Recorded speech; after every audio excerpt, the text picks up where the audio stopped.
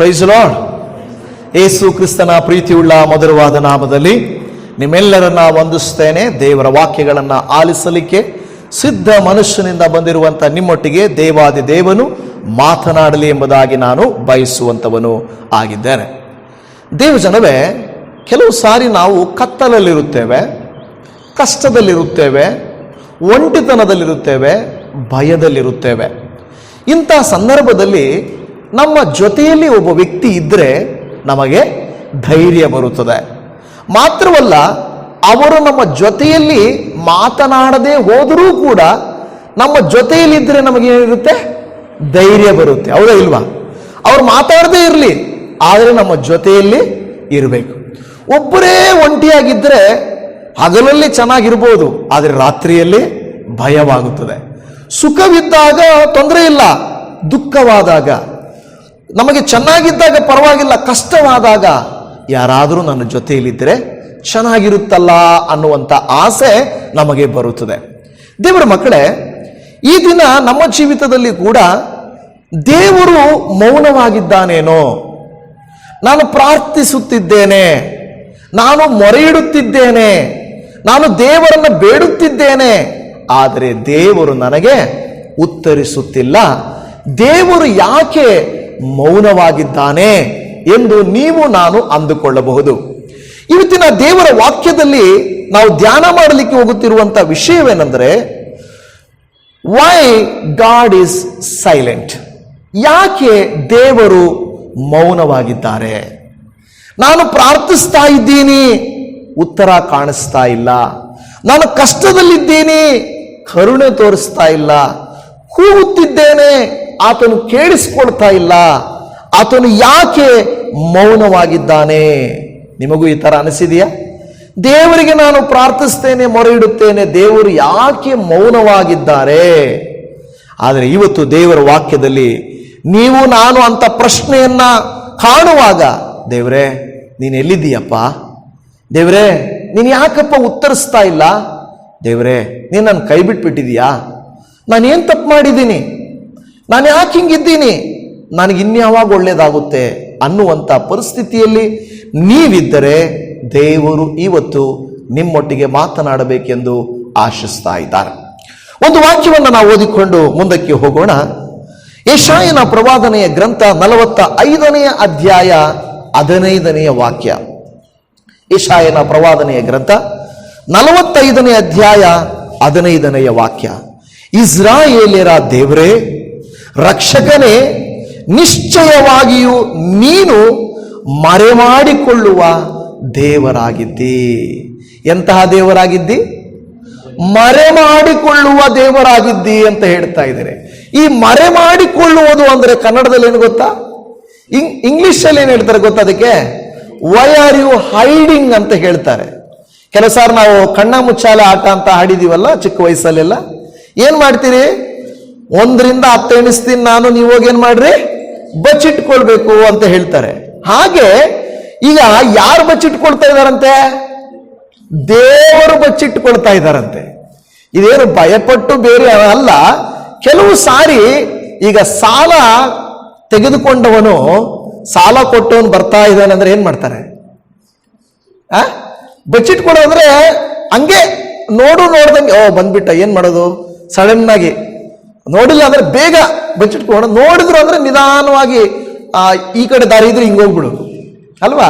ಅಂದ್ರೆ ಒಂದು ವ್ಯಕ್ತಿಯ ಏನ್ ಮಾಡ್ತಾನೆ?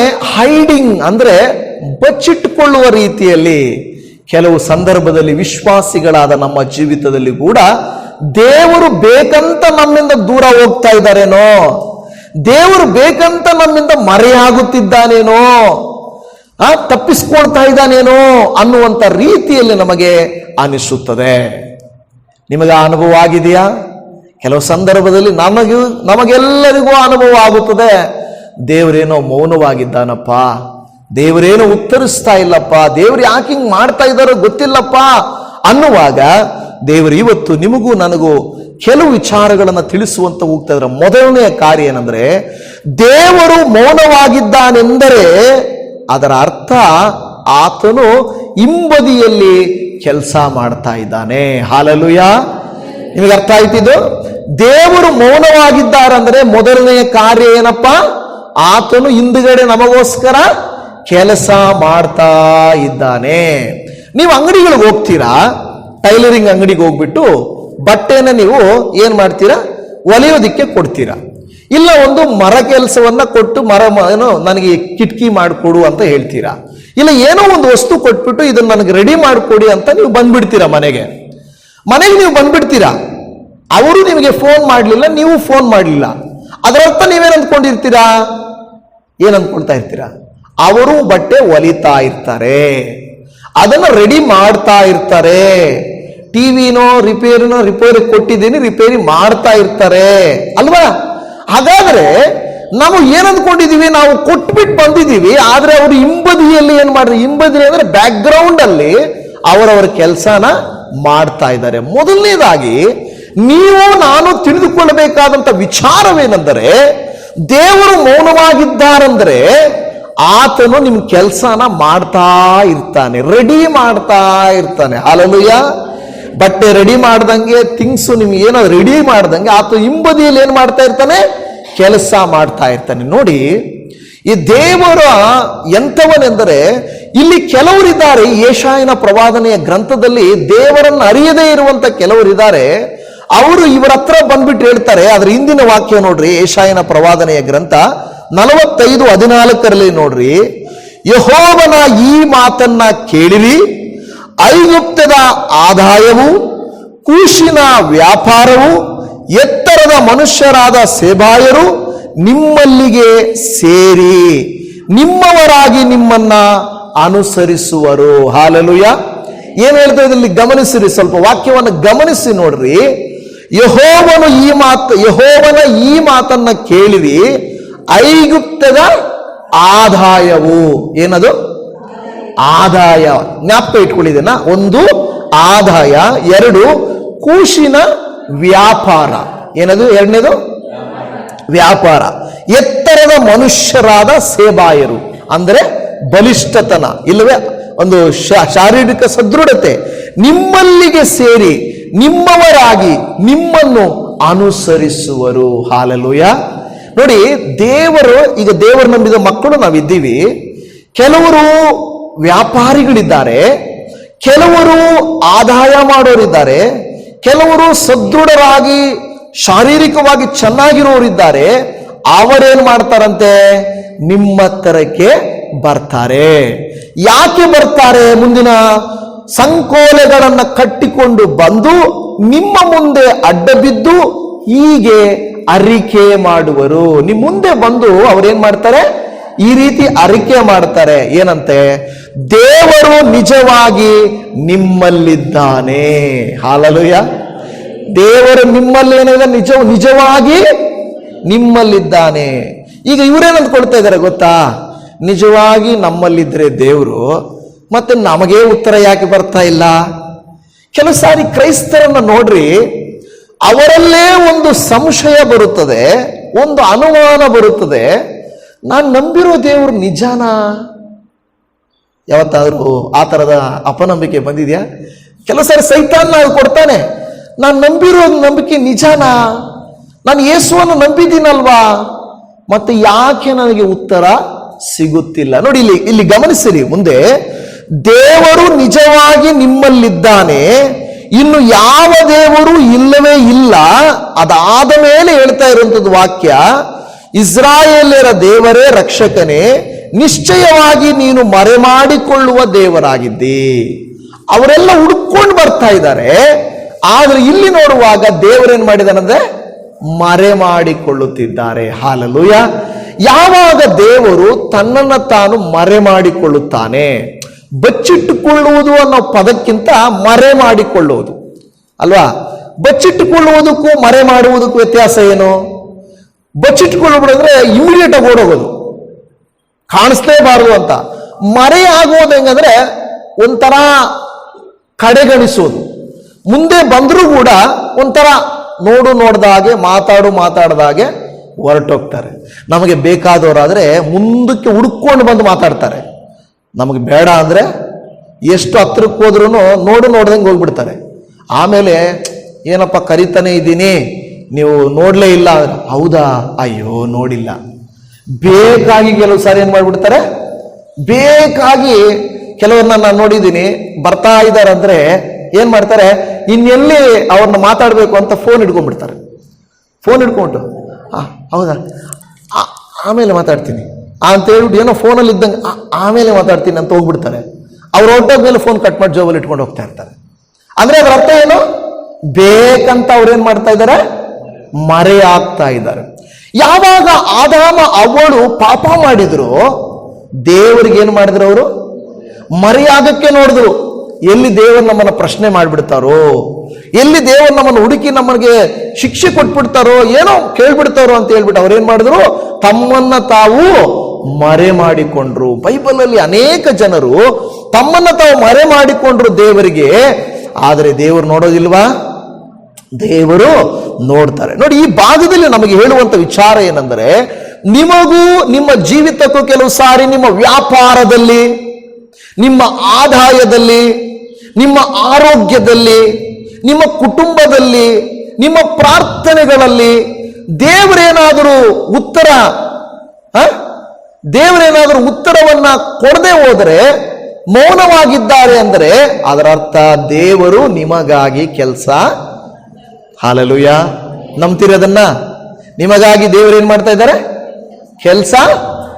ಅರ್ಥ ಆಯ್ತಲ್ಲ ನಿಮಗೆ? ನಾವೇನಾದ್ರೂ ಒಂದು ಬಟ್ಟೆ ಕೊಟ್ಟಾಗ, ಏನಾದ್ರೂ ವಸ್ತು ಕೊಟ್ಟು ರಿಪೇರಿ ಕೊಟ್ಟು ಬಂದಾಗ, ನಾವು ಅವ್ರು ಫೋನ್ ಮಾಡದೇ ಹೋದ್ರೂ ಕೂಡ ನಾವು ನಂಬ್ತೀವಿ, ನಮಗೋಸ್ಕರ ಅವರು ಕೆಲಸ ಮಾಡ್ತಾ ಇದ್ದಾರೆ. ದೇವರು ಕೂಡ ನಿಮಗಾಗಿ ನನಗಾಗಿ ಕೂಡ ಆತನೇನ್ ಮಾಡ್ತಾ ಇದ್ದಾನೆ, ಯಾವುದಾದ್ರೂ ನಿಮಗೆ ಉತ್ತರ ಸಿಗದ, ನಿಮ್ಮ ಪ್ರಾರ್ಥನೆಗೆ ಉತ್ತರ ಸಿಗದೆ ಇರುವಂತ ಕಾರ್ಯ ಇದ್ದರೆ ನಿಮಗಾಗಿ ಆತನು ಸಿದ್ಧ ಮಾಡ್ತಾ ಇದ್ದಾನೆ ಅಂತ ತಿಳ್ಕೊಳ್ರಿ. ಹಾಲೆಲೂಯಾ, ದೇವರಿಗೆ ಸ್ತೋತ್ರ. ಎರಡನೇ ಕಾರ್ಯವನ್ನ, ದೇವರು ಮೌನವಾಗಿದ್ದಾನೆಂದರೆ ಅರ್ಥ ಏನು ಗೊತ್ತಾ? ನಮ್ಮ ನಂಬಿಕೆ ಏನಂದ್ರೆ, ನಮ್ಮ ನಂಬಿಕೆ ಆ ಶಬ್ದಕ್ಕಿಂತ ದೊಡ್ಡದು. ದೇವರು ಹೇಳಿದ್ರು ಹೇಳದೆ ಹೋದ್ರು ನಮ್ಮ ನಂಬಿಕೆ ಏನಾಗಿರ್ತದಂತೆ, ದೊಡ್ಡದಾಗಿರಬೇಕು. ಅಂದ್ರೆ ಅದರ ಅರ್ಥ, ನಮ್ಮ ನಂಬಿಕೆಯನ್ನ ದೇವರು ಪರೀಕ್ಷೆ ಮಾಡ್ತಾ ಇರ್ತಾರೆ.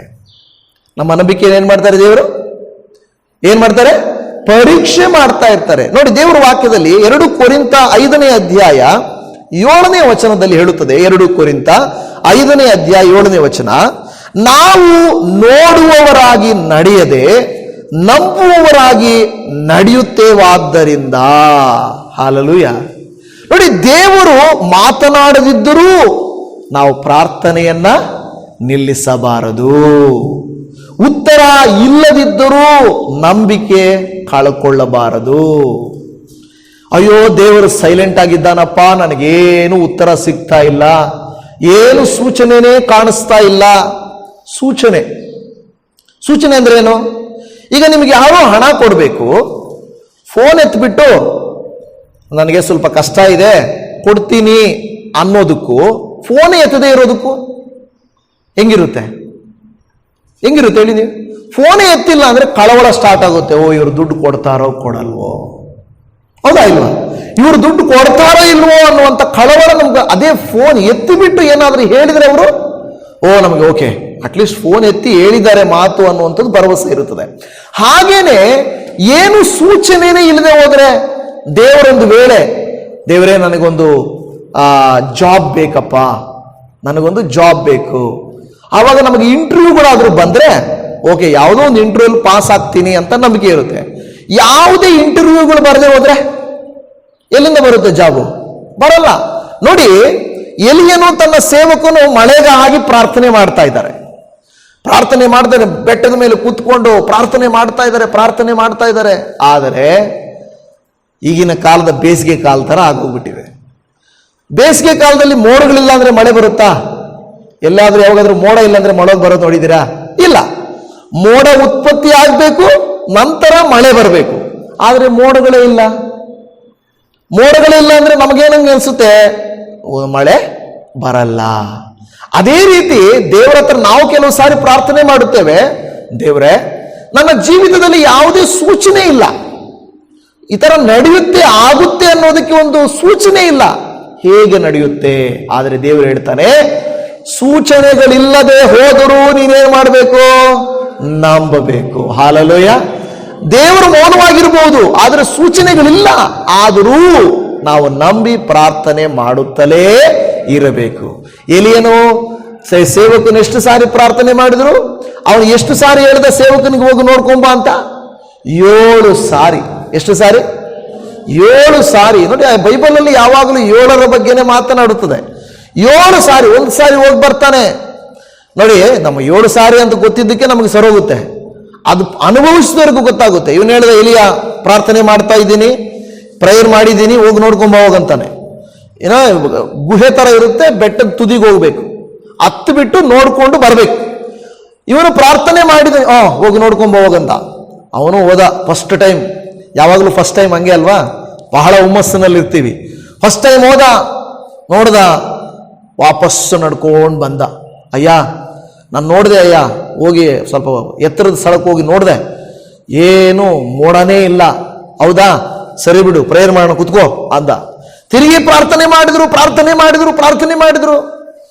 ಸರಿ, 2ನೇ ಸಾರಿ ಹೋಗಿ ನೋಡ್ಕೊಂಬ ಹೋಗಪ್ಪ ಅಂತ. ಆಯ್ತು ಅಂತ ಹೋದ. ಮೇಲೆ ಕತ್ಬಿಟ್ಟು ನೋಡ್ತಾನೆ, ಎಲ್ಲ ಕಡೆ ನೋಡ್ತಾನೆ, ಎಲ್ಲೂ ಮೋಡ ಇಲ್ಲ. ತಿರುಗಿ ವಾಪಸ್ ಬಂದ. ಅಯ್ಯ, ಮೋಡ ಇಲ್ಲ ಅಯ್ಯ ಅಂದ. ಹೌದಾ, ಸರಿ ಪ್ರಾರ್ಥನೆ ಮಾಡೋಣ ಅಂದ.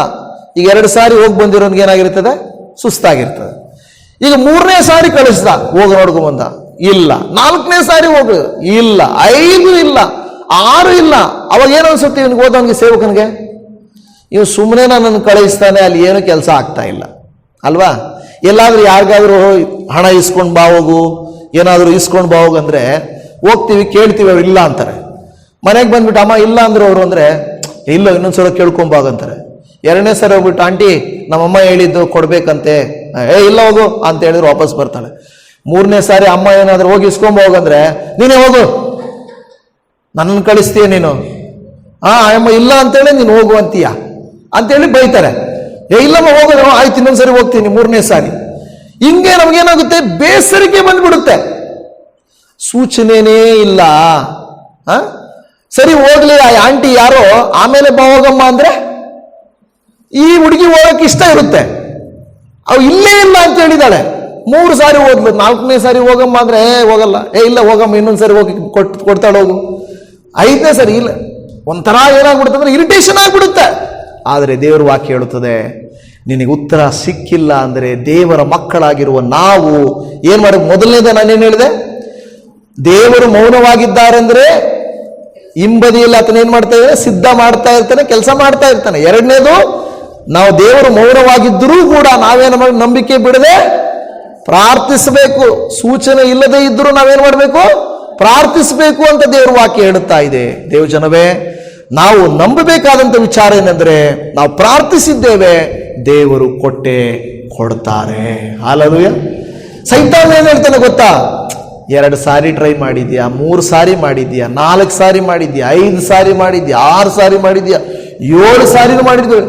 ಕೆಲವು ಸಾರಿ ಬೈಬಲಲ್ಲಿ 7 ಸಾರಿ ಉತ್ತರ ಬಂದ್ಬಿಡ್ತು. 7ನೇ ಸಾರಿಗೆ ನಮ್ಗೆ 7ನೇ ಸಾರಿ ಉತ್ತರ ಬರದೇ ಹೋಗ್ಬೋದು. ಹಾಗಾದ್ರೆ ನಾವೇನ್ ಮಾಡಬಾರ್ದು? ಬಿಟ್ಬಿಡ್ಬೇಕಾ? ಇಲ್ಲ. ಯಾಕಂದ್ರೆ ದೇವರ ವಾಕ್ಯ ಹೇಳುತ್ತದೆ, ನೀನು ಹೊಂದಿಕೊಳ್ಳುವ ತನಕ ಏನ್ ಮಾಡ್ಬೇಕು? ಪ್ರಾರ್ಥನೆ ಮಾಡ್ಬೇಕು. ಹಾಲೆಲೂಯಾ.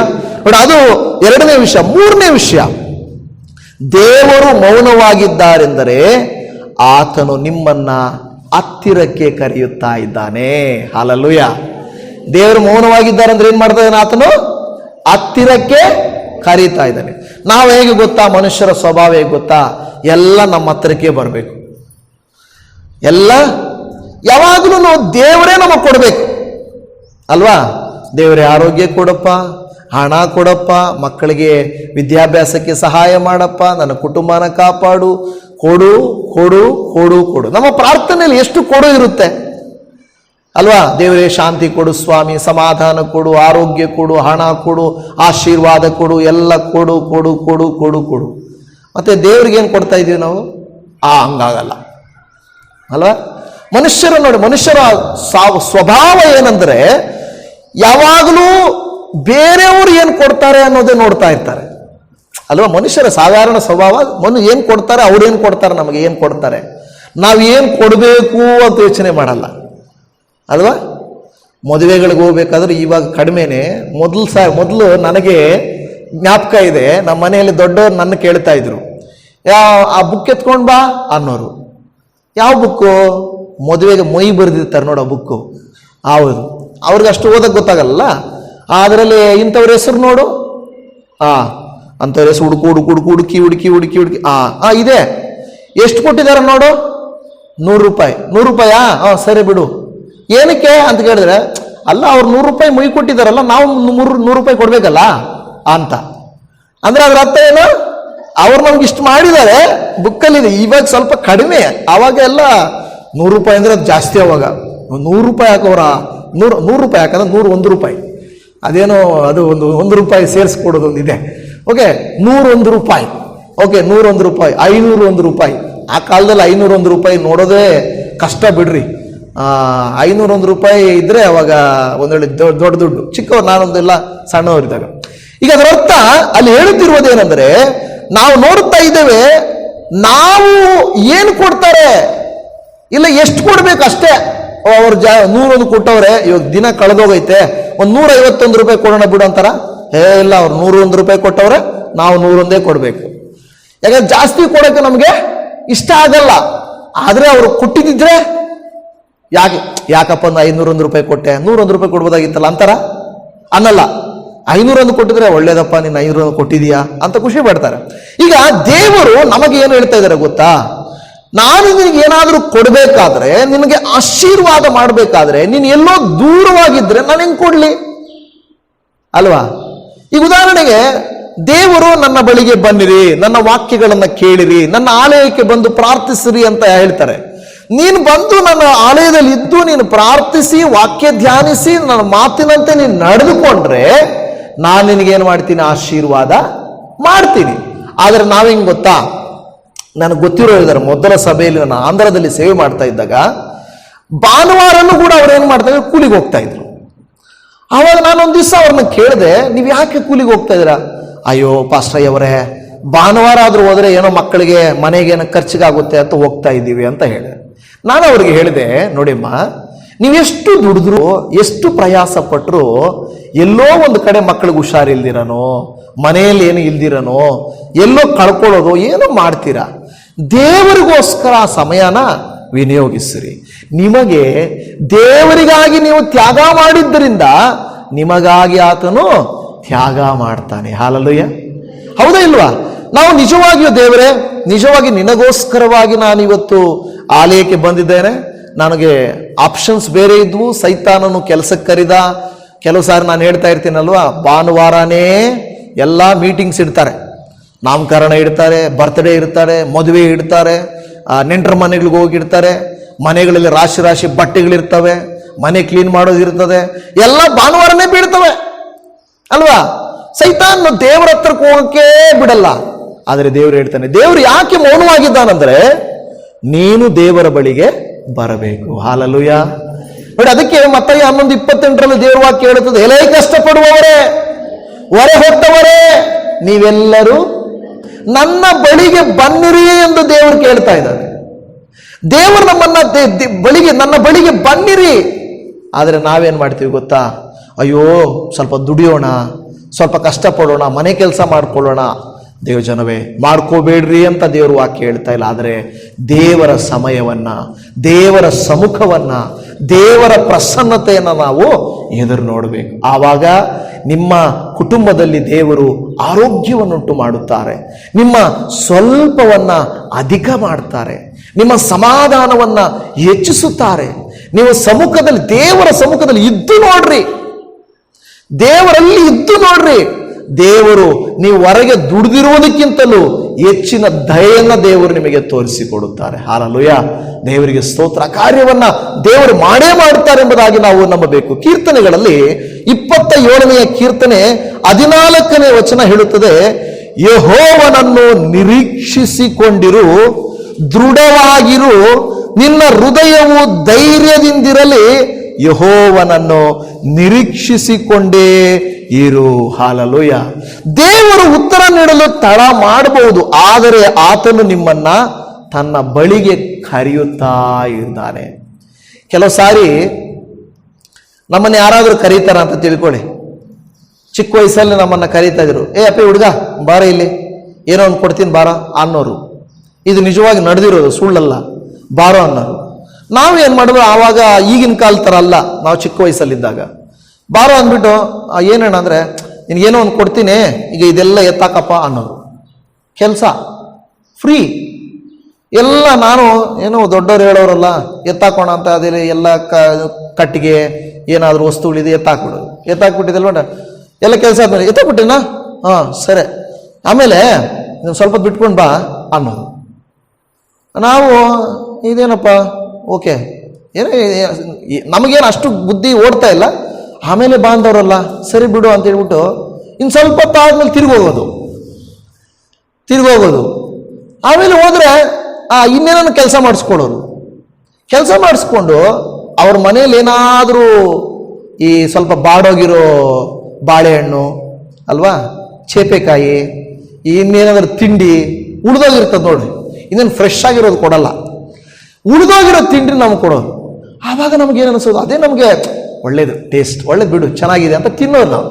ಅಂದರೆ ಅದರ ಅರ್ಥ ಅವರು ಉಳಿದೋಗಿರುವಂಥ ತಮ್ಮ ಐಟಮ್ ಅನ್ನು ಉಪಯೋಗಿಸ್ಕೊಂಡು ಕೆಲಸ ಮಾಡಿಸ್ಕೊಂಡವರು ಫ್ರೀಯಾಗಿ. ಇಲ್ಲಿ ಹೇಳ್ತಾರೆ, ಅದಕ್ಕೆ ದೇವರು ಆ ರೀತಿಯಾಗಿ ಮೌನವಾಗಿದ್ದಾರೆ ಅಂದ್ರೆ, ನಮ್ಮನ್ನು ಹತ್ತಿರ ಕರೀತಾ ಇದ್ದಾನಂದ್ರೆ ಆತನ ಕೆಲಸ ಮಾಡಿಸ್ಕೊಳ್ಳೋಕ್ಕೋಸ್ಕರ ಅಲ್ಲ, ತನ್ನ ಪ್ರಸನ್ನತೆಯನ್ನು ನಿಮಗೆ ತೋರಿಸುವುದಕ್ಕೋಸ್ಕರ. ದೇವರು ಹೇಳ್ತಾನೆ, ಕಳವಳಗೊಳ್ಳಬೇಡಿರಿ, ದಿಗ್ಭ್ರಮೆಗೊಳ್ಳಬೇಡಿರಿ, ದೇವರನ್ನು ನಂಬಿರಿ, ನನ್ನನ್ನು ನಂಬಿರಿ. ನನ್ನನ್ನು ನಂಬಿರಿ ಅಂತ ಯೇಸು ಹೇಳ್ತಾ ಇದ್ದಾರೆ. ನಿನಗೆ ನಾನು ಸಹಾಯ ಮಾಡ್ತೇನೆ, ಇಲ್ಲ ಅಂತಲ್ಲ, ದಯಮಾಡಿ ನನ್ನ ಬಳಿಗೆ ನೀವು ಬನ್ನಿರಿ. ಮನುಷ್ಯರಿಗೆ ದೇವರ ಬಳಿಗೆ ಬರಲಿಕ್ಕೆ ನಿಜವಾಗಿ ಎಷ್ಟು ತಡೆಗಳಿದೆಯಲ್ಲ. ಈಗ ಟಿವಿ, ಮೊಬೈಲ್, ಲ್ಯಾಪ್ಟಾಪ್, ಕಂಪ್ಯೂಟರ್ ನೋಡ್ಕೊಳ್ತಾ ಕೂತ್ಕೊಂಡ್ರೆ ಟೈಮ್ ಹೋಗೋದು ಗೊತ್ತಾಗುತ್ತಾ ಜನರಿಗೆ? ಈಗ ಕಾಲದಲ್ಲಿ ಗೊತ್ತಾಗುತ್ತಾ? ನಿಜ ಹೇಳ್ರಿ, ಗೊತ್ತಾಗೋದೇ ಇಲ್ಲ. ಆದರೆ ನಾವು ಪ್ರೇಯರ್ ಕೂತ್ಕೊಂಡ್ವಿ ಅಂದ್ರೆ ಗೊತ್ತಾಗ್ಬಿಡುತ್ತೆ. ಪ್ರಾರ್ಥನೆ ಮಾಡಿ ಕೂತ್ಕೊಂಡ್ರೆ ಪ್ರೇಯರ್ ಮಾಡಿ ಅಯ್ಯೋ 5 ನಿಮಿಷ ಆಯ್ತಾ ಅಲ್ವಾ? ಬೈಬಲ್ ಓದಕ್ಕೆ ಸ್ಟಾರ್ಟ್ ಮಾಡಿದ್ರೆ ಆಯಿತು, ಏನಪ್ಪ ಇದು 10 ನಿಮಿಷ ಆಯ್ತಲ್ಲ ಅಲ್ವಾ?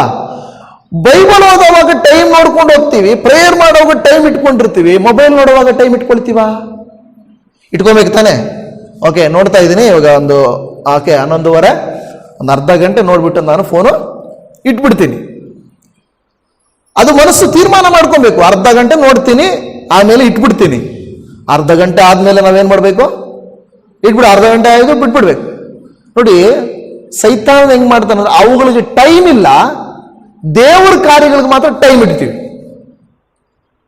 ಅದು ನಿಜ ತಾನೇ, ಅದು ನಡೀತಾ ಇರುವಂತ ಕೃತ್ಯ ಅದು.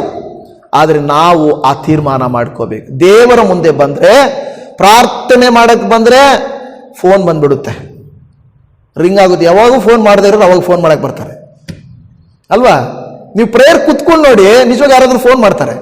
ವಾಕ್ಯ ಬೈಬಲ್ ಇಟ್ಕೊಂಡು ನೋಡ್ರಿ, ಸ್ವಲ್ಪ ನಿದ್ದೆ ಬರುತ್ತೆ. ಅವಾಗಲೇ ನಿದ್ದೆ, ಯಾರಾದ್ರೂ ಬರೋದು, ಬಾಗಿಲು ತಟ್ಟೋದು, ತಿರುಗಿ ದಿಢೀರ್ನ ಏನೋ ಯೋಚನೆ ಬಂದ್ಬಿಡುತ್ತೆ. ಇವಾಗ ಜ್ಞಾಪಕ ಬಂತು, ಅದೇನೋ ಕೆಲಸ ಮರ್ತೋಗಿದ್ನಲ್ಲ.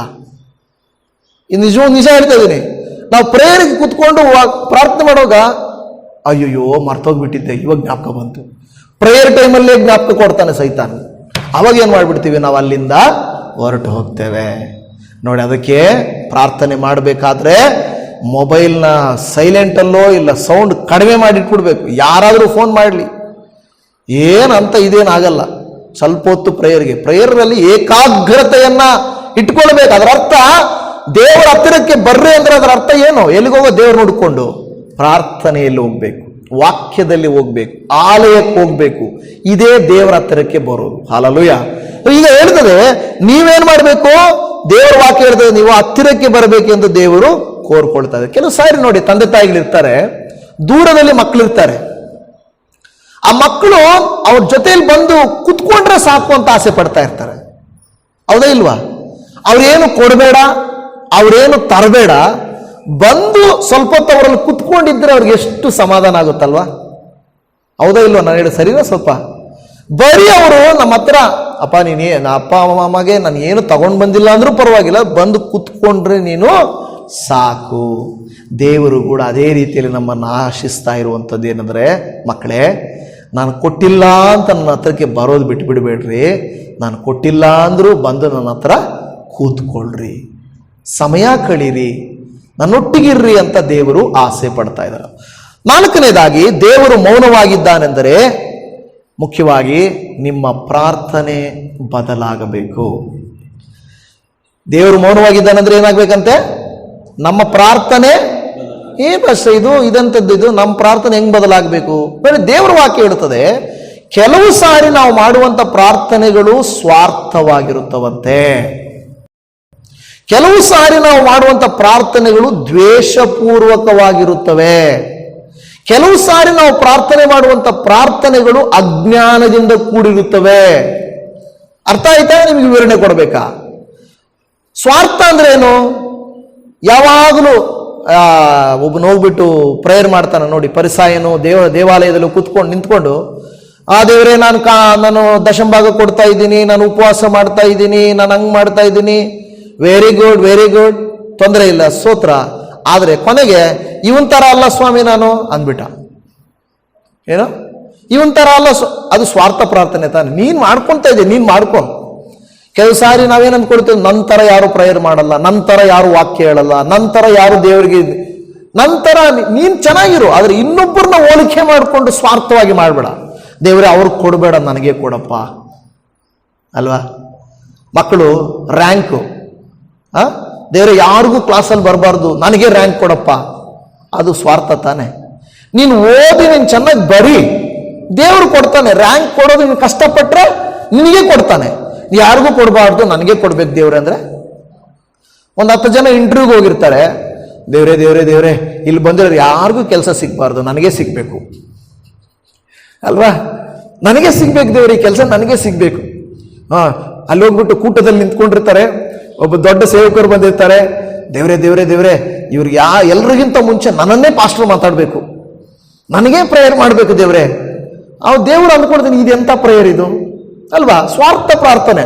ಕೆಲವರು ಅಜ್ಞಾನದ ಪ್ರಾರ್ಥನೆ ಏನಂದ್ರೆ, ದೇವ್ರೆ ಎಲ್ಲ ಪ್ರಪಂಚದ ಎಲ್ಲಾ ಜನರನ್ನ ಆಶೀರ್ವಾದ ಮಾಡು ಸ್ವಾಮಿ, ಏನೇನ್ ಕಷ್ಟ ದುಃಖ ಕಣ್ಣೀರಿದೆ ಎಲ್ಲ ನೀನ್ ತೆಗೆದಾಕ ಸ್ವಾಮಿ, ಪ್ರಪಂಚದ ಎಲ್ಲರನ್ನ ಆಶೀರ್ವಾದ ಮಾಡು ಸ್ವಾಮಿ, ಆಮೇನ್. ಏನಿದು? ಅಜ್ಞಾನದ ಪ್ರಾರ್ಥನೆ ಇದು. ಅಂದ್ರೆ ನಾವೇನ್ ಅನ್ಕೊಳ್ತೇವೆ, ನಾನು ಪ್ರಪಂಚಕ್ಕೆ ಪ್ರೇಯರ್ ಮಾಡ್ತಾ ಇದ್ದೀನಿ ಅಂತ. 1 ನಿಮಿಷ ಕೂಡ ಆಗಿಲ್ಲ ಪ್ರಪಂಚಕ್ಕೆ ನೀನು ಪ್ರಾರ್ಥನೆ ಮಾಡಿ. ಆಗುತ್ತಾ ನಮಗೆ ಪ್ರಪಂಚಕ್ಕೆಲ್ಲ ಪ್ರಾರ್ಥನೆ ಮಾಡಿ ಮುಗಿಸಕ್ಕೆ? ಅಂದ್ರೆ ಅಜ್ಞಾನದಲ್ಲಿ ಏನಂದ್ರೆ, ದೇವ್ರೆ ನೀನು ಹಂಗ್ ಮಾಡ್ತಿದ್ದೇವ್ರೆ, ನೀನ್ ಹಿಂಗ್ ಮಾಡ್ತಿದ್ದೇವ್ರೆ, ಏನೋ ಅಜ್ಞಾನದಿಂದ ಅಲ್ವಾ? ಮತ್ತು ದ್ವೇಷಪೂರ್ವಕವಾಗಿ ಕೂಡ ಕೆಲವರು ಪ್ರಾರ್ಥನೆ ಮಾಡ್ತಾರೆ. ದ್ವೇಷ ಇಟ್ಕೊಂಡು ಪ್ರಾರ್ಥನೆ ಮಾಡ್ತಾರೆ. ದೇವ್ರೆ ಅವ್ರು ನನ್ಗೆ ಹಣ ಕೊಲ್ಲ, ಅವರು ಏನಾದ್ರೂ ಆಗ್ಲಿ ಅಲ್ವಾ? ಕೆಲವು ಸಾರಿ ಹಿಂಸೆ ಮಾಡಿರ್ತಾರ ಅಂತ ತಿಳ್ಕೊಳ್ಳಿ. ದೇವರೇ ನಮ್ಮ ಸಭೆಗೆ ವಿರುದ್ಧವಾಗಿ ಮಾತಾಡಿದ್ದಾರೆ, ಅವರು ಏನಾದರೂ ಅನುಭವಿಸ್ಬೇಕು. ಯಾಕೆ ದೇವ್ರು ಹೇಳಿದ್ರ ಆ ಥರ? ಈಗ ಚರ್ಚಿಗೆ ಏನೋ ತೊಂದರೆ ಮಾಡಿದ್ದಾರೆ, ಅವ್ರ ಮನಸ್ಸು ಮಾರ್ಪಡಿಸು ದೇವ್ರೆ, ಅವ್ರ ಆ ಕೆಟ್ಟತನ ಬಿಡ್ಲಿ ದೇವ್ರೆ ಅನ್ನೋದಕ್ಕೊಂದು ನ್ಯಾಯ ಇದೆ. ದೇವ್ರೆ ಅವ್ರು ನಮ್ಮ ಚರ್ಚ್ ಮೇಲೆ ಗಲಾಟೆ ಮಾಡಿದ್ದಾರೆ, ಅವ್ರಿಗೆ ಏನಾದರೂ ಒಂದು ಶಿಕ್ಷೆ ಕೊಡು ದೇವ್ರೆ, ಅವ್ರಿಗೆ ಗೊತ್ತಾಗ್ಲಿ, ಕಾಲು ಕೈ ಮುರಿದಾಗಬೇಕು, ಏನಾದ್ರೂ ಬಿದ್ದೋಗ್ಬೇಕು. ಈ ತರ ಪ್ರೇಯರ್ ಮಾಡಿದ್ರೆ ಅದು ದ್ವೇಷ ತಾನೆ, ಅದು ಮಾಡಬಾರ್ದು. ಈಗ ದೇವರು ನಮಗೆ ಹೇಳ್ತಾ ಇದ್ದಾನೆ, ನಿಮ್ಮ ಪ್ರಾರ್ಥನೆಯನ್ನು ನೀವೇನ್ ಮಾಡ್ಬೇಕು? ಬದಲಾಯಿಸಬೇಕು. ದೇವರು ಮೌನವಾಗಿದ್ದಾರಂದ್ರೆ, ಮಗಳೇ ನೀನು ಮಾಡ್ತಾ ಇರೋ ಪ್ರಾರ್ಥನೆ ನನಗೆ ಇಷ್ಟ ಇಲ್ಲ, ನೀನು ಸ್ವಾರ್ಥವಾಗಿ ಮಾಡ್ತಾ ಇದೀಯಾ ಮಗನೇ, ದಯಮಾಡಿ ಆ ರೀತಿ ಪ್ರಾರ್ಥನೆ ಮಾಡಬೇಡ, ನೀನು ಪ್ರೇಯರ್ ಬದಲಾಯಿಸು, ನಾನು ನಿನ್ಗೆ ಉತ್ತರ ಕೊಡ್ತೀನಿ. ಅರ್ಥ ಆಯ್ತಾ? ನಿನ್ನ ಪ್ರಾರ್ಥನೆಯನ್ನು ನೀನೇನ್ ಮಾಡ್ಬೇಕು? ಬದಲಾಯಿಸಬೇಕು. ಕೆಲವು ಸಾರಿ ನಮ್ಮ ಮನೆಯಲ್ಲಿ ನಾವು ಮಾಡ್ತಾ ಇರುವಂತ ಮಕ್ಕಳಿಗೋಸ್ಕರ ಮಾಡುತ್ತಿರುವ ಪ್ರಾರ್ಥನೆ, ಯಜಮಾನರಿಗೋಸ್ಕರ ಮಾಡುತ್ತಿರುವ ಪ್ರಾರ್ಥನೆ, ಮದುವೆ ವಿಚಾರಗಳಿಗಾಗಿ ಮಾಡುತ್ತಿರುವ ಪ್ರಾರ್ಥನೆ. ಮದುವೆ ವಿಚಾರಕ್ಕೋಸ್ಕರ ಹೆಂಗ್ ಪ್ರಾರ್ಥನೆ ಮಾಡ್ತಾರೆ? ದೇವರೇ ಹುಡುಗಿ ನೋಡಕ್ಕೆ ಐಶ್ವರ್ಯ ರಾಯ್ ತರ ಇರಬೇಕು, ಸಂಬಳ ಮಾತ್ರ ಲಕ್ಷಗಳು ಬರಬೇಕು, ಅವರ ಮನೆ ಸ್ವಂತ ಬಿಲ್ಡಿಂಗ್ ಇರಬೇಕು, ನನಗೂ ಹಂಗ್ ಕೊಡ್ಬೇಕು ಹಿಂಗ್ ಕೊಡ್ಬೇಕು, ಒಂದು ಲಿಸ್ಟು ಅಲ್ವಾ? ಏನ್ ಪ್ರೇಯರ್ ತಂದೆ ತಾಯಿಗಳಿಗೆ ಆಸೆ ಇರೋದು ತಪ್ಪಲ್ಲ, ಒಳ್ಳೆ ಮನೆತನ ಬರಬೇಕು, ಹುಡುಗಿ ಸಿಗ್ಬೇಕು, ಹುಡುಗ ಸಿಗ್ಬೇಕು ಅನ್ನೋದು ತಪ್ಪಲ್ಲ. ಆದ್ರೆ ನಾವು ಎಲ್ಲ ಇರಬೇಕು. ಏನೋ ವಿದ್ಯಾಭ್ಯಾಸ ಇರಬೇಕು, ನೋಡಕ್ ಚೆನ್ನಾಗಿರ್ಬೇಕು, ದುಡ್ಡು ಕಾಸು ಕೊಡಬೇಕು, ಅಣಗಿ ಮಣಗಿ ಇರಬೇಕು, ಬಾಯಿ ತೆಗಿಬಾರ್ದು. ಇಷ್ಟೆಲ್ಲ ಇದ್ಮೇಲೆ ಬಾಯಿ ತೆಗೆದಿರ ಹೆಂಗಿರ್ತಾರ? ಹೌದಲ್ಲ? ಎಲ್ಲ ಇದ್ಮೇಲೆ ಬಾಯಿ ತೆಗೆದಿರ್ತಾರ?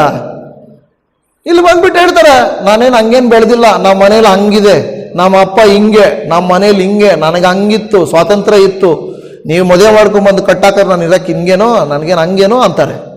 ಅಯ್ಯೋ ದೇವ್ರೆ, ಏನು ಸ್ವಾಮಿ ಮಿಸ್ಟೇಕ್ ಆಗೋಯ್ತಲ್ಲ ದೇವ್ರೆ, ಆಸ್ತಿ ಬೇಕಾಗಿರಲಿಲ್ಲ ಸ್ವಾಮಿ, ಅಂದ ಬೇಕಾಗಿರಲಿಲ್ಲ ಸ್ವಾಮಿ, ನಮ್ಮ ಮಾತು ಕೇಳೋಳು ಬೇಕಾಗಿತ್ತು ಸ್ವಾಮಿ ಅಂತ ಆವಾಗ ಪ್ರೇಯರ್ ಮಾಡಿದ್ರೆ ಏನು ಪ್ರಯೋಜನ? ಮೊದಲೇನು ಕೇಳಿದೆ? ಅಂದವಾಗಿ ಇರಬೇಕು, ಹಣನೂ ಇರಬೇಕು, ವಿದ್ಯಾಭ್ಯಾಸ ಇರಬೇಕು. ಓ ನಾನೇನು ಇಷ್ಟು ಓದ್ಕೊಂಡ್ ಬಂದಿರೋದು ನಿಮ್ಮ ಮನೇಲಿ ಕೆಲಸ ಮಾಡಕ್ಕೇನು? ನಿಮ್ಮ ಮನೇಲಿ ಕೆಲಸ ಮಾಡಕ್ಕೇನು ಅಂದ್ಬಿಟ್ಟು ಆವಾಗ ಅಂದ್ಕೊಳ್ತಾರೆ, ಅಯ್ಯೋ ವಿದ್ಯಾಭ್ಯಾಸ ಇಲ್ದಿರೋ ಹುಡುಗಿನಾದ್ರೂ ಮಾಡ್ಕೊಂಡ್ಬರ್ಬೇಕಾಗಿತ್ತು ಅಂತ. ಮೊದಲೇ ಯಾಕೆ ಪ್ರಾರ್ಥನೆ ಮಾಡಿದಂಗೆ ಅಲ್ವಾ? ಅಂದ್ರೆ ಆ ರೀತಿ ಸ್ವಾರ್ಥವಾದ ಪ್ರಾರ್ಥನೆ ಮಾಡೋದು ದೇವರಿಗೆ. ಸೊ ನಮ್ಮ ಪ್ರಾರ್ಥನೆಗಳನ್ನ ಏನ್ ಮಾಡ್ಬೇಕಂತ ದೇವರ ವಾಕ್ಯ ಹೇಳ್ತಾ ಇದೆ, ಬದಲಾಯಿಸ್ರಿ. ಇವತ್ತು ಯಾರಾದ್ರೂ ಈ ವಾಕ್ಯ ಕೇಳ್ತಾ ಇದ್ರೆ ದಯಮಾಡಿ ನಿಮ್ಮ ಪ್ರಾರ್ಥನೆಗಳನ್ನ ಬದಲಾಯಿಸ್ರಿ. ಯಾವಾಗಲೂ ಗಂಡನ ಬಗ್ಗೆ ನೆಗೆಟಿವ್ ಮಾತಾಡೋದು, ಹೆಂಡತಿ ಬಗ್ಗೆ ನೆಗೆಟಿವ್ ಮಾತಾಡೋದು, ಆಮೇಲೆ ದೇವ್ರ ಹತ್ರ ಹೋಗಿ ದೇವರೇ ಸ್ತೋತ್ರ ಸ್ತೋತ್ರ ಅನ್ನೋದು ತಪ್ಪು. ದೇವ್ರ ಪ್ರೇಯರಲ್ಲಿ ಮಾತ್ರ ಕೇಳಿಸ್ಕೊಳ್ತಾರ, ಬೇರೆ ಕಡೆ ನೋಡಲ್ವಾ? ನೋಡಲ್ವಾ? ಆ ಪ್ರೇಯರಲ್ಲಿ ಕೂತ್ಕೊಂಡಾಗ ಮಾತ್ರ ದೇವರು ಇಷ್ಟೇ, ನನ್ನ ಕ್ಯಾಮ್ರಾ ಎಷ್ಟಿದೆ ಇಷ್ಟೇ ನೋಡ್ತಾರೆ, ನಾನು ಆ ಕಡೆ ಹೋದ್ರೆ ನೋಡಲ್ಲ ಅನ್ನೋ ಥರ. ದೇವ್ರು ಹಾಗಾದ್ರೆ ನಿಮ್ಮ ಬಾಯಿ ಮಾತು ಯಾವಾಗಲೂ ಗಮನಿಸ್ತಾ ಇರ್ತಾರೆ. ಹಲ್ಲೆಲೂಯಾ. ಪ್ರಾರ್ಥನೆಯಲ್ಲಿ ಕೂತ್ಕೊಂಡಾಗಲ್ಲ, ಪ್ರಾರ್ಥನೆಯಲ್ಲಿ ಕೂತ್ಕೊಳ್ಳೋಕೆ ಮೊದಲು ನಂತರ ಕೂಡ ದೇವರು ಗಮನಿಸ್ತಾರೆ. ಹೌದಾ ಇಲ್ವಾ? ಅಲ್ಲಿ ಬಂದ್ಬಿಟ್ಟು ಆಚೆ ಬಂದ್ಬಿಟ್ಟು ಆ ಮಾತುಗಳನ್ನ ಬೈಬಾರ್ದು. ಹೇಳಿದಾರೆ ಏ ಓ ಅನ್ನೋದು, ಲೇ ಅನ್ನೋದು, ಮೂರ್ಖ, ದಡ್ಡ, ನಾಯಿ, ಕತ್ತೆ, ಗೂಬೆ, ಅದು ಇದು ಬೈದ್ಬಿಟ್ಟು ಆಚೆ ಬಂದು ಒಳಗಡೆ ಬಂದ್ಬಿಟ್ಟು ರೂಮಲ್ಲಿ ಕೂತ್ಕೊಂಡು ಸ್ತೋತ್ರ ಸ್ತೋತ್ರ ಸ್ತೋತ್ರ. ಅಲ್ಲಿ ಆಚೆ ಬೈದ್ಬಿಟ್ಟು ಚೆನ್ನಾಗೆ ನೋಡಿದೀನಿ ತಗೋ, ನೀನು ಹಂಗಾದ್ರೆ ನಿನಗಿಂತ ನಾನು ಇದು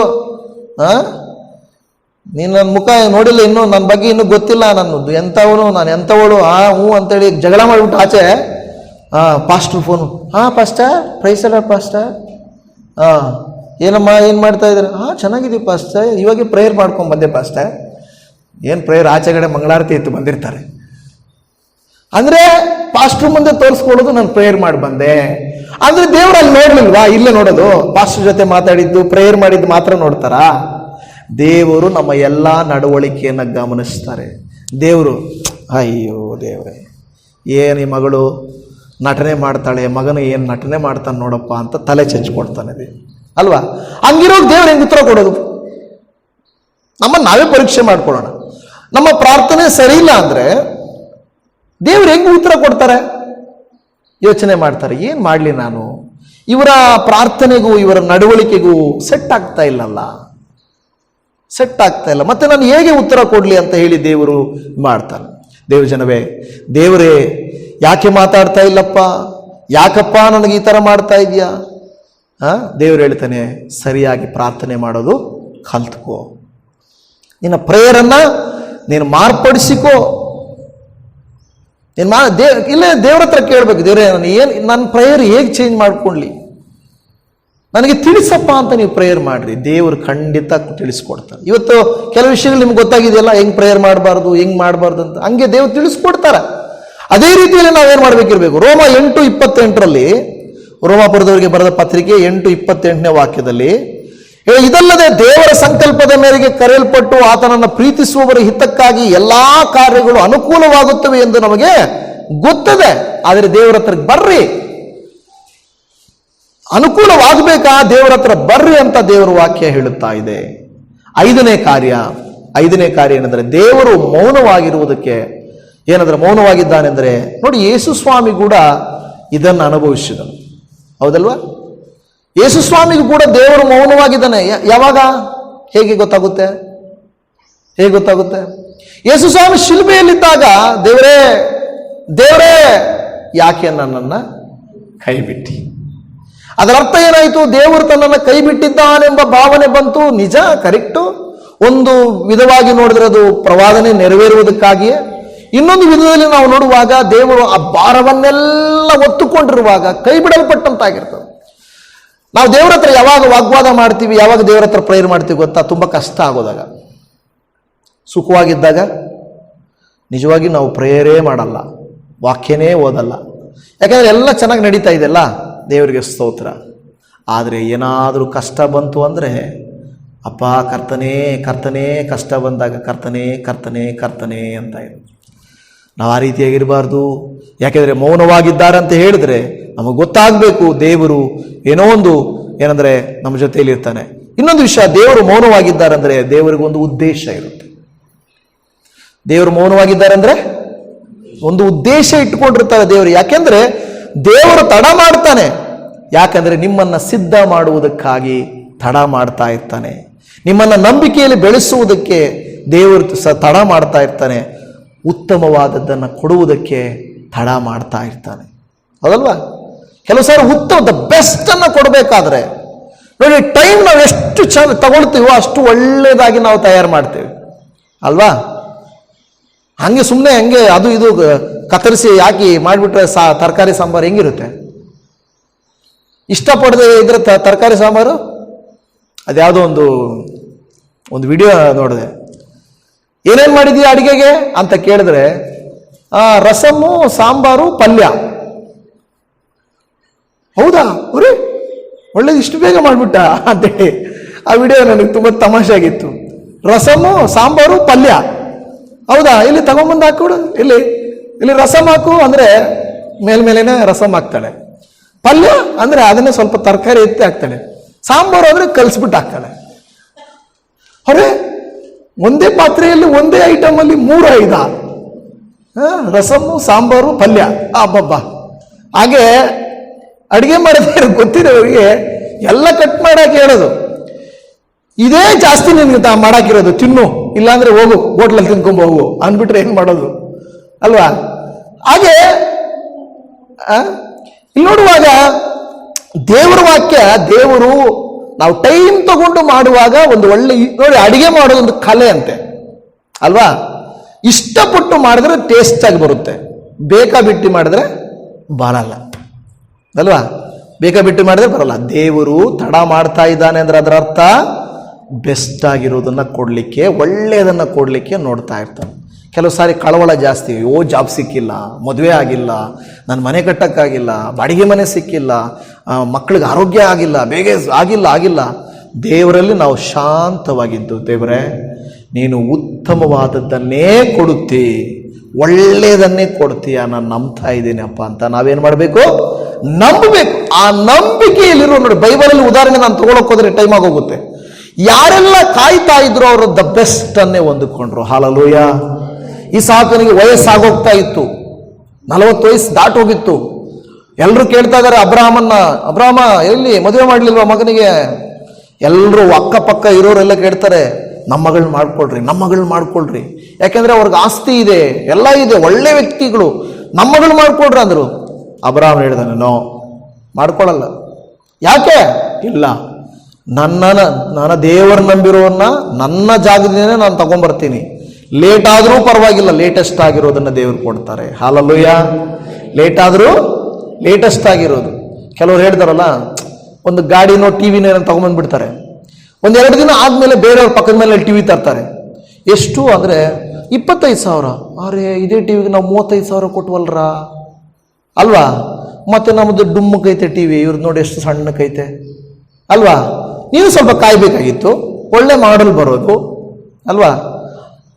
ಆ ರೀತಿ ನಾವು ಕಾದಿರುವಾಗ ದೇವರು ಒಳ್ಳೆಯದನ್ನೇ ಕೊಡ್ತಾರೆ. ಕೆಲವು ಸಾರಿ ಆ ಥರ ಮಾಡಬಾರ್ದು. ಕಾದು ವಯಸ್ಸಾಗೋದ್ಮೇಲೆ ಫ್ರೆಶ್ ಆಗಿ, ಅಂದರೆ ಸಣ್ಣ ವಯಸ್ಸು ಹುಡುಗಿ ಸಿಗ್ತಾರಾ? 40 ವಯಸ್ಸು ಆಗೋಗ್ಬಿಟ್ಟಿದೆ, 20 ವಯಸ್ಸು ಹುಡುಗಿ ಕೊಡ್ರಿ ಅಂದ್ರೆ ಕೊಡ್ತಾರಾ? ಕೊಡಲ್ಲ. ಅದಕ್ಕೆ ಟೈಮಲ್ಲಿ ಮದುವೆ ಮಾಡ್ಕೋಬೇಕು, ಅದು ಬೇರೆ ವಿಷಯ. ಇಲ್ಲಿ ದೇವ್ರ ವಾಕ್ಯ ಹೇಳ್ತಾ ಇರೋದು, ದೇವರು ಮೌನವಾಗಿದ್ದಾರೆ ಅಂದ್ರೆ ಅದರ ಅರ್ಥ ಏನಂತೆ? ಉತ್ತಮವಾದದ್ದನ್ನ ದೇವರು ಕೊಡ್ತಾರೆ. ಅದು ದೇವರ ಮೌನದ ಹಿಂದೆ ಏನಾಗಿದೆ? ಉದ್ದೇಶ ಇದೆ. ಹಬಕ್ಕೂಕನ ಗ್ರಂಥ 2ನೇ ಅಧ್ಯಾಯ 3ನೇ ವಚನದಲ್ಲಿ, ಅದು ಕ್ಲುಪ್ತ ಕಾಲದಲ್ಲಿ ನೆರವೇರತಕ್ಕದ್ದು, ಆದರೆ ಪರಿಣಾಮಕ್ಕೆ ತ್ವರೆಪಡುತ್ತದೆ, ಮೋಸ ಮಾಡುವುದು ತಡವಾದರೂ ಅದಕ್ಕೆ ಕಾದಿರು, ಅದು ಬಂದೇ ಬರುವುದು, ತಾಮಸವಾಗದು. ಹಾಲೆಲೂಯ. ದೇವರ ವಾಕ್ಯವನ್ನು ಆಲಿಸುತ್ತಿರುವಂಥ ದೇವ ಜನರೇ, ನಿಮ್ಮ ಮೌನದಲ್ಲಿಯೂ ದೇವರು ನಿಮ್ಮ ಜೊತೆಯಲ್ಲಿದ್ದಾನೆಂಬುದನ್ನು ಮರೆತು ಹೋಗಬೇಡ್ರಿ. ನಾನು ಪ್ರಾರಂಭದಲ್ಲಿ ಏನು ಹೇಳಿದೆ? ನಮಗೆ ಕೊಟ್ಟಿಲ್ಲ ಅಂದರೂ, ನಮ್ಮ ಹತ್ರ ಮಾತಾಡಿಲ್ಲ ಅಂದರೂ ಪರವಾಗಿಲ್ಲ, ಯಾರಾದರೂ ನಮ್ಮ ಜೊತೆಯಲ್ಲಿದ್ದರೆ ನಮಗೆ ಎಷ್ಟು ಧೈರ್ಯ ಅಲ್ವಾ? ದೇವರು ಹಾಗೇನೆ ಕೆಲವು ಸಾರಿ ನಿಮಗೆ ಕೊಡುವುದು ತಡವಾಗಬಹುದು, ಕೊಡದೇ ಇರಬಹುದು, ಮೌನವಾಗಿರಬಹುದು, ಆದರೆ ದೇವರು ನಿಮ್ಮ ಜೊತೆಯಲ್ಲಿ ಇದ್ದಾರೆ. ಹಲ್ಲೆಲೂಯ. ಅದೇ ದೊಡ್ಡ ಆಶೀರ್ವಾದ. ಅದರೊಟ್ಟಿಗೆ ವಾಕ್ಯಗಳನ್ನೆಲ್ಲ ನಾವು ದೇವರಿಗೆ ಸ್ತೋತ್ರ ಮಾಡೋಣ. ನಾವು ಪ್ರಾರ್ಥನೆ ಮಾಡಿಕೊಳ್ಳೋಣ. ಕಣ್ಣುಗಳನ್ನು ಮುಚ್ಚೋಣ, ಪ್ರಾರ್ಥನೆ ಮಾಡಿಕೊಳ್ಳೋಣ. ಕರ್ತನೇ, ನನಗೆ ನೀವು ಮೌನವಾಗಿದ್ದೀರಿ ಎಂದು ಅನಿಸುವ ಕ್ಷಣಗಳಲ್ಲಿ ನಮ್ಮ ನಂಬಿಕೆಯನ್ನ ಬಲಪಡಿಸು ಸ್ವಾಮಿ. ನಮಗೆ ನಿಮ್ಮ ಸ್ವರ ಕೇಳಿಸದೇ ಇದ್ದರೂ ಕೂಡ ನಂಬುವುದಕ್ಕೆ ಕಲಿಸಿಕೊಡು ಸ್ವಾಮಿ. ಉತ್ತರ ಸಿಗದೇ ಇರುವ ಸಂದರ್ಭದಲ್ಲಿಯೂ ನಿರೀಕ್ಷಿಸಲು ನಮಗೆ ಸಹಾಯ ಮಾಡಿರಿ ಸ್ವಾಮಿ. ನಮ್ಮ ಹೃದಯವೂ ನಿಮಗೆ ಹತ್ತಿರವಾಗಿರಲಿ. ಮೌನವಾಗಿದ್ದು ನಿಮ್ಮ ಸಮ್ಮುಖದಲ್ಲಿದ್ದು ನಮ್ಮ ಪ್ರಾರ್ಥನೆಗಳನ್ನು ಬದಲಾಯಿಸಿಕೊಂಡು ಕರ್ತನೇ, ಇವತ್ತು ನಾವು ಕೇಳಿದಂಥ ಈ 5 ಕಾರ್ಯಗಳಲ್ಲಿ ಓ ಸ್ತೋತ್ರ, ಯಾರೆಲ್ಲ ಈ ಸಂದೇಶವನ್ನು ಕೇಳಿದ್ದಾರೋ ಅದು ಅವರಿಗೆ ಆಶೀರ್ವಾದಕರವಾಗಿರಲಿ ಅಪ್ಪ. ನಮ್ಮ ಪ್ರಾರ್ಥನೆಗಳನ್ನು ನಾವು ಬದಲಾಯಿಸಿಕೊಳ್ಳಬೇಕು. ನಿಮ್ಮ ಹತ್ತಿರಕ್ಕೆ ನಾವು ಬರಬೇಕು. ನಂಬಿಕೆಯಲ್ಲಿ ಸ್ಥಿರವಾಗಿರಬೇಕು. ನಮಗಾಗಿ ಉತ್ತಮವಾದದ್ದನ್ನು ದೇವರು ಮಾಡುತ್ತಿದ್ದಾರೆಂದು ಕಲಿಯಬೇಕು. ಓ ದೇವರೇ, ನಮ್ಮನ್ನು ನಾವು ಮಾರ್ಪಡಿಸಿಕೊಂಡು ನಿಮ್ಮಲ್ಲಿ ನಾವು ಬರಬೇಕು. ಯೇಸುವಿನ ನಾಮದಲ್ಲಿ ಸಂದೇಶವನ್ನು ಕೇಳಿದ ಎಲ್ಲರ ಹೃದಯಗಳಲ್ಲಿ ಈ ರೀತಿಯಾದ ಕಾರ್ಯವನ್ನು ನೀನು ಮಾಡಪ್ಪ. ನೀನು ನಮಗಾಗಿ ಉತ್ತಮವಾದದ್ದನ್ನು ಸಿದ್ಧ ಮಾಡ್ತಾ ಇದೆಯೆಂದು ನಂಬುವುದಕ್ಕೆ ನಮಗೆ ಸಹಾಯ ಮಾಡಿಕೊಡ್ರಿ ಅಪ್ಪ. ದೇವರೇ, ಅನೇಕರ ಜೀವಿತದಲ್ಲಿ ಕಾಯುತ್ತಿರುವ ಪರಿಸ್ಥಿತಿ ಇದೆಯಲ್ವಾ? ನೀವೇ ಖಂಡಿತವಾಗಿ ಅದ್ಭುತವಾದ ಕೃತ್ಯವನ್ನು ಮಾಡಿ ಇವರ ಜೀವಿತಗಳಲ್ಲಿ ವಾಕ್ಯಕ್ಕೆ ತಕ್ಕಂತೆ ಉತ್ತರವನ್ನು ಕೊಟ್ಟು ನಿನ್ನ ನಾಮ ಮಹತ್ವವನ್ನು ಇವರಿಗೆ ತಿಳಿಯಪಡಿಸಬೇಕೆಂದು ಬೇಡಿಕೊಳ್ಳುತ್ತಾ ಇದ್ದೇವೆ. ನಮ್ಮನ್ನು ಪ್ರೀತಿಸಿದ ದೇವರೇ, ನಿನಗೆ ಸ್ತೋತ್ರ. ವಾಕ್ಯದಿಂದ ಧ್ಯಾನಿಸಿದ ಪ್ರತಿ ದೇವ ಸಹೋದರನನ್ನು, ಅವರ ಕುಟುಂಬಗಳನ್ನು, ಅವರ ಪರಿಸ್ಥಿತಿಗಳನ್ನು ಅವನ್ನು ಗಮನಿಸಿ ಅಪ್ಪ, ನಿಮ್ಮ ಹತ್ತಿರಕ್ಕೆ ಅವರು ಬಂದಿದ್ದಾರಪ್ಪ. ನಿಮ್ಮನ್ನು ಪ್ರಾರ್ಥಿಸುತ್ತಿದ್ದಾರಪ್ಪ, ನಿಮ್ಮನ್ನು ಬೇಡುತ್ತಿದ್ದಾರಪ್ಪ. ಅವರ ಕುಟುಂಬದ ಸ್ಥಿತಿಯನ್ನು, ಮಕ್ಕಳ ಸ್ಥಿತಿಯನ್ನು, ಮನೆಯವರ ಸ್ಥಿತಿಯನ್ನು, ಅವರ ವ್ಯಾಪಾರದ ಸ್ಥಿತಿಯನ್ನು, ಅವರ ಆದಾಯದ ಸ್ಥಿತಿಯನ್ನು, ಅವರ ಜೀವಿತದ ಸ್ಥಿತಿಯನ್ನು ಮಾರ್ಪಡಿಸಿಕೊಡು. ಓ ದೇವರೇ, ನಿನ್ನ ಪ್ರಸನ್ನತೆ ಅವರೊಟ್ಟಿಗೆ ಇರಲಿ ಸ್ವಾಮಿ. ಎಲ್ಲ ಸ್ತುತಿ, ಘನ, ಮಾನ, ಮಹಿಮೆ ನಿನಗೆ ಸಲ್ಲಿಸುತ್ತಾ ಯೆಹೋವ ಈರೇ ಒದಗಿಸುವಾತನು, ನಮ್ಮನ್ನು ಗಮನಿಸುವಾತನು, ನಮಗೆ ಉತ್ತರ ಕೊಡುವಾತನಾಗಿರುವ ಯೇಸುವಿನ ನಾಮದಲ್ಲಿ ಪ್ರಾರ್ಥಿಸುತ್ತೇವೆ ತಂದೆಯೇ. ಆಮೇನ್, ಆಮೇನ್, ಆಮೇನ್.